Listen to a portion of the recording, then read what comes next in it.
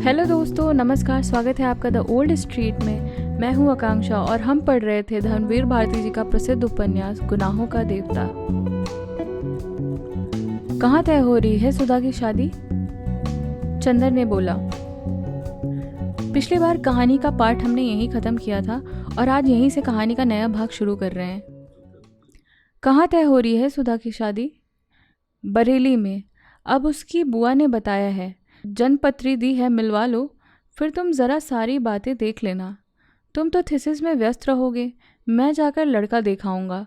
फिर मई के बाद जुलाई तक सुधा का ब्याह कर देंगे। तुम्हें डॉक्टरेट मिल जाएगा और यूनिवर्सिटी में जगह मिल जाएगी। बस हम तो लड़का लड़की दोनों से फारिग। डॉक्टर शुक्ला बहुत ही अजीब स्वर में बोले। चंदर चुप रहा। पिंती को देखा तुमने? थोड़ी देर बाद डॉक्टर ने पूछा। हाँ वही ना, जिनको डांट रही थी उस दिन। हाँ वही। उसके ससुर आए हुए हैं। उनका कहना है कि आप शादी अगहन पूस के लिए टाल दें, पहले सुधा की हो जाए, वह बड़ी है, और हम चाहते हैं कि बिंती को तब तक विदुषी का दूसरा खंड भी दिला दें। आओ उनसे बात कर लें अभी। डॉक्टर शुक्ला उठे, चंदर भी उठा और उसने अंदर जाकर बिंती के ससुर के दिव्य दर्शन प्राप्त किए। वह एक पलंग पर बैठे थे, लेकिन वह अभागा पलंग उनके उदर के लिए नाकाफी था। वह चित्त पड़े थे और सांस लेते थे तो पुराणों की उस कथा को प्रदर्शन हो जाता था कि धीरे धीरे पृथ्वी का गोला वाराह के मुंह में कैसे ऊपर उठा होगा। सिर पर छोटे छोटे बाल और कमर में एक अंगोछे के अलावा सारा शरीर दिगंबर। सुबह शायद गंगा नहाकर आए थे, क्योंकि पेट में तक चंदन रोली लगी हुई थी। डॉक्टर शुक्ला जाकर बगल की कुर्सी पे बैठ गए। कहिए दुबे जी, कुछ जलपान किया आपने? पलंग चरमराया। उस विशाल मांसपिंड में एक भूडोल आया और दुबे जी जलपान का याद करके गदगद होकर हंसने लगे। एक थलथलाहट हुई और कमरे की दीवारें गिरते गिरते बची। दुबे जी ने उठकर बैठने की कोशिश की, लेकिन असफल होकर लेटे लेटे ही कहा, हो हाँ, कृपा है सब। खूब छक्के मिष्ठान पाया। अब ज़रा शरबत उर्बत कुछ मिले तो कुछ पेट में जलन सी हो रही है, सो शांत हो जाए। उन्होंने पेट पर अपना हाथ फिराते हुए कहा। अच्छा, अरे भाई ज़रा शरबत बना देना। डॉक्टर शुक्ला ने दरवाजे की ओट में खड़ी हुई बुआ जी से कहा। बुआ जी की आवाज़ सुनाई पड़े। बाप रे, ई 2.5 मन के लहास, कम से कम मसक भर के शरबत तो उलझ ही लई हैं। चंदर को हंसी आ गई। डॉक्टर शुक्ला मुस्कुराने लगे, लेकिन दुबे जी के मुख्य दिव्य मंडल पर कहीं क्षोभ या उल्लास की रेखा तक नहीं आई। चंदर मन ही मन सोचने लगा, प्राचीन काल के ब्रह्मानंद सिद्ध महात्मा ऐसे होते होंगे। बुआ एक गिलास में शरबत ले आई। दुबे जी कांक कांक कर उठे और एक सांस में शरबत गले के नीचे उतारकर सीधे गिलास नीचे रख दिया। दुबे जी, एक प्रार्थना है आपसे। डॉक्टर शुक्ला ने हाथ जोड़कर बड़ी विनती में कहा। नहीं नहीं, बात काटकर दुबे जी बोले, बस अब हम कुछ ना खावें। आप बहुत सत्कार किए, हम यही से छक गए। आपको देख के हमें बड़ी प्रसन्नता भाई। आप सचमुच दिव्य पुरुष हो। और फिर आप तो लड़की के मामा हो, और ब्याह शादी में जो है सो मामा के पक्ष से देखा जाता है। ये तो भगवान ऐसा जोड़ा मिलाइन है कि वर पक्ष और कन्या पक्ष दुइन के मामा बड़े ज्ञानी हैं। आप हैं तौन कलीज में फुरहेस, और ओहर हमार सार लड़कोर मामा जौन हैं तौन डाकघर के मुंशी हैं आपकी कृपा से। दुबे जी ने गर्व से कहा। चंदर मुस्कुराने लगा।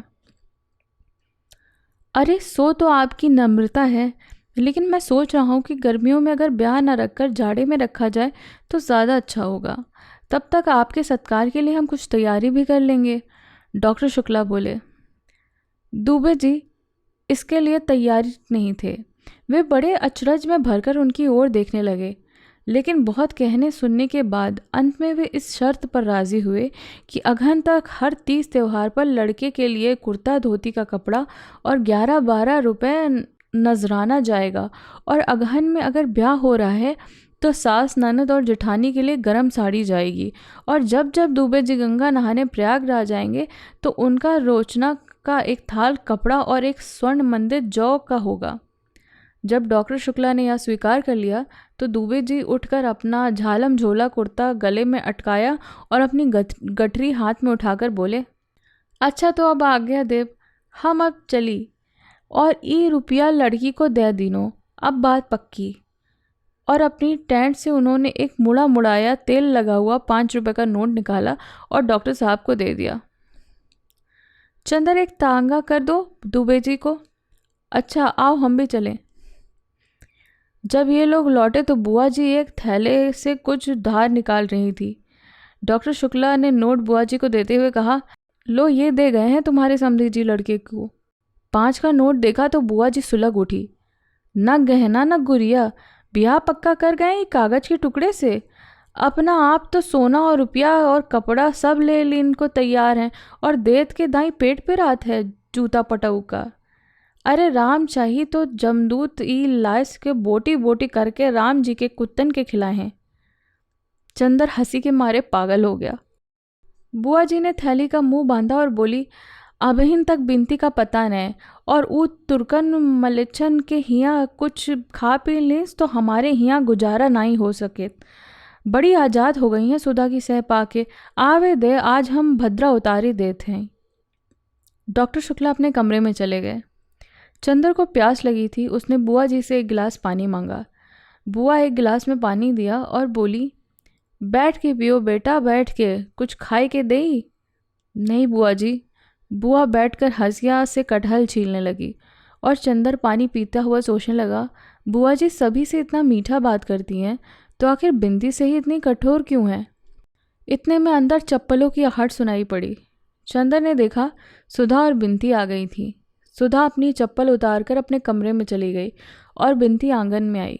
बुआ जी के पास आकर बोली, लाओ हम तरकारी काट दें। चल हट ओहर, पहले नहा जाओ, कुछ खाए तो नहीं रहे, इतनी देर कहाँ घूमत रही हो। हम खूब अच्छी तरह जानत हैं तू हमार नाक कटाई के रहबो, पुत्रिन के ढंग सिखाए हैं। बिंती चुप। एक तीखी वेदना का भाव उसके मुंह पर आया। उसने आंखें झुका ली, रोई नहीं और चुपचाप फिर सर झुकाए सुधा के कमरे में चली गई। चंदर क्षण भर खड़ा रहा, फिर सुधा के पास गया। सुधा के कमरे में अकेले बिंती खाट पर पड़ी औंधे मुंह, तकिए में मुंह छुपाए। चंदर को जाने कैसा लगा। उसके मन में बेहद तरस आ रहा था इस बेचारी लड़की के लिए, जिसके पिता है ही नहीं और जिसे प्रताड़ना के सिवा कुछ मिला ही नहीं। चंदर को बहुत ही ममता लग रही थी इस अभाग्नि के लिए। बस सोचने लगा, कितना अंतर है दोनों बहनों में। एक बचपन से ही असीम दुलार, वैभव और स्नेह में पली है, और दूसरी प्रताड़ना और कितने अपमान में पली है, और वह भी अपनी ही सगी माँ से, जो दुनिया भर के प्रति स्नेहमयी है, अपनी लड़की को छोड़कर। वह कुर्सी पर बैठ गया चुपचाप। यही सोचने लगा, अब आगे भी इस बेचारी को क्या सुख मिलेगा। ससुराल कैसा है या तो ससुर को देखकर ही मालूम देता है। इतने में सुधा कपड़े बदलकर हाथ में किताब लिए हुए उसे पढ़ती हुई उसे में डूबी हुई आई और खाट पर बैठ गई। अरे बिंती, कैसे पड़ी हो? अच्छा तुम हो चंदर? बिंती उठो, उसने बिंती की पीठ पर हाथ रखकर कहा। बिंती जो अभी तक निश्चेष्ट पड़ी थी, सुधा के ममता भरे स्पर्श से फूट फूट कर रो पड़ी। तो सुधा ने चंदर से कहा, क्या हुआ बिंती रानी को? और बिंती भी जोरों से सिसकियां भरने लगी। तो सुधा ने चंदर से कहा, कुछ तुमने कहा होगा। 14 दिन बाद आए और आते ही लगे रुलाने उसे। कुछ कहा होगा तुमने, समझ गए। घूमने के लिए भी उसे डांटा होगा। हम साफ साफ बता देते हैं चंदर, हम तुम्हारी डांट सह लेते हैं। इसका ये मतलब नहीं है तुम इस बेचारी पर भी रोब झाड़ने लगोगे। इसे कभी कुछ मत कहो तो अच्छी बात होगी। तुम्हारा दिमाग का कोई पुर्जा ढीला हो गया है क्या? मैं क्यों कहूँगा कुछ बिंती को? बस फिर यही बात तुम्हारी बुरी लगती है। सुधा बिगड़कर बोली, क्यों नहीं कहोगे बिंती को कुछ? जब हमें कहते हो तो उसे क्यों नहीं कहोगे? हम तुम्हारे अपने हैं, तो क्या वो तुम्हारी अपनी नहीं है? चंदर हंस पड़ा। सो क्यों नहीं है, लेकिन तुम्हारे साथ ऐसे ना निभाए ना वैसे। ये सब हम कुछ नहीं जानते। क्यों रो रही है या? सुधा बोली धमकी के स्वर में। बुआ जी ने कुछ कहा था। चंदर बोला, अरे तो उसके लिए क्या रोना, इतना समझाया तुझे कि उनकी तो आदत है, हंसकर टाल दिया कर। चल उठ। हंसती है कि गुदगुदाऊं? सुधा ने गुदगुदाते हुए कहा। बिंती ने उसका हाथ पकड़कर झटक दिया और फिर सिसकियां भरने लगी। नहीं मानेगी तू? सुधा बोली। अभी ठीक करती हूँ तुझे मैं। चंदर पकड़ो इसका हाथ। चंदर चुप रहा। नहीं उठे, उठो, इसका हाथ पकड़ लो, हम इसे अभी हंसाते हैं। सुधा ने चंदर का हाथ पकड़कर बिनती की ओर बढ़ाते हुए कहा। चंदर ने अपना हाथ खींच लिया और बोला, वह तो रो रही है और तुम बजाय समझने के उसे और परेशान कर रही हो। अरे जानते हो क्यों रो रही है? अभी इसके ससुर आए थे, वह बहुत मोटे थे, तो यह सोच रही है कहीं वो भी मोटे ना हो। सुधा ने फिर उसकी गर्दन गुदगुदा कर कहा। बिनती हंस पड़ी। सुधा उछल पड़ी। लो ये तो हंस पड़ी, अब रोगी? और सुधा ने फिर गुदगुदाना शुरू किया। बिनती पहले तो हंसी से लौट गई और फिर पल्ला संभालते हुए बोली, छी दीदी, वो बैठे हैं कि नहीं? और उठकर बाहर जाने लगी। कहाँ चली? सुधा ने पूछा। जा रही हूँ नहाने। बिनती पल्लू से सर ढकते हुए चल दी। क्यों, मैंने तेरा बदन छू लिया इसलिए? सुधा हंसकर बोली। ए चंदर, वो गेसू का छोटा भाई है ना हसरत, मैंने उसे छू लिया तो फौरन जाकर अपना मुंह साबुन से धोया और अम्मी जान से बोला मेरा मुंह जूठा हो गया है। और आज हमने गेसू के अख्तर मियाँ को देखा, बड़े मज़े के हैं। मैं तो गेसू से बात करती रही, लेकिन बिनती और फूल ने उन्हें बहुत छेड़ा। बेचारे घबरा गए। फूल बहुत चुलबुली है और बड़ी नाजुक है, बड़ी बोलने वाली है, और बिनती और फूल का खूब जोड़वा मिला है, दोनों खूब गाती हैं। बिनती गाती भी है? चंदर ने पूछा। हमने तो बस उसे रोते ही देखा है। अरे बहुत अच्छा गाती है, इसने एक गांव का गाना गाया था, बहुत अच्छा। अरे देखो, वह सब बताने में हम तुम पर गुस्सा होना ही भूल गए।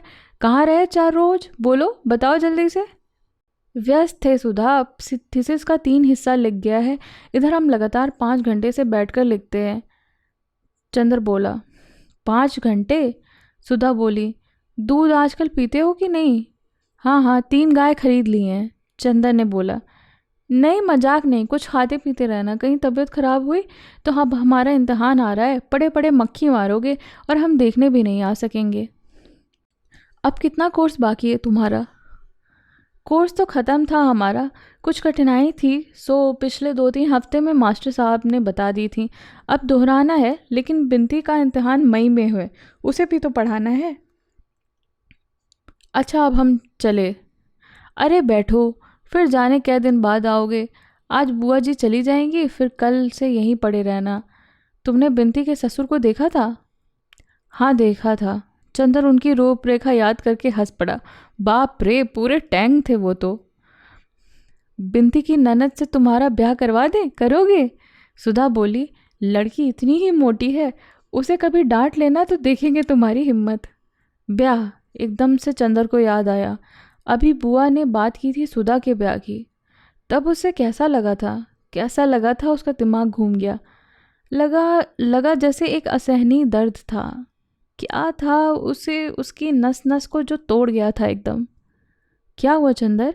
अरे चुप हो गए, डर गए मोटी लड़की के नाम से?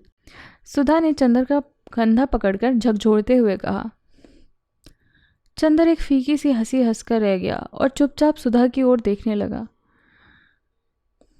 सुधा चंदर की निगाह से सहम गई। चंदर की निगाह में जाने क्या था, एक अजब सा पथरायापन, सूनापन, एक जाने किसी दर्द की अमंगल छाया, एक जाने किसी पीड़ा की मूक आवाज़, एक जाने कैसी पिघलती हुई सी उदासी, और वह भी गहरी, जाने कितनी गहरी। और चंदर था कि एकटक देखता ही जा रहा था, एकदम अपलक। और यहाँ मैं इस कहानी का ये पार्ट ख़त्म कर रही हूँ। मिलती हूँ मैं आपसे इस कहानी के अगले पार्ट में बहुत ही जल्द। कहानी को आगे सुनते रहने के लिए इस चैनल को सब्सक्राइब करें। कहानी पसंद आ रही है तो वीडियो को लाइक करें और कमेंट करके मुझे ज़रूर बताएं कि आपको कहानी कैसी लग रही है। मिलती हूँ आपसे जल्द ही इसके नए पार्ट में। तब तक के लिए नमस्ते, बाय बाय।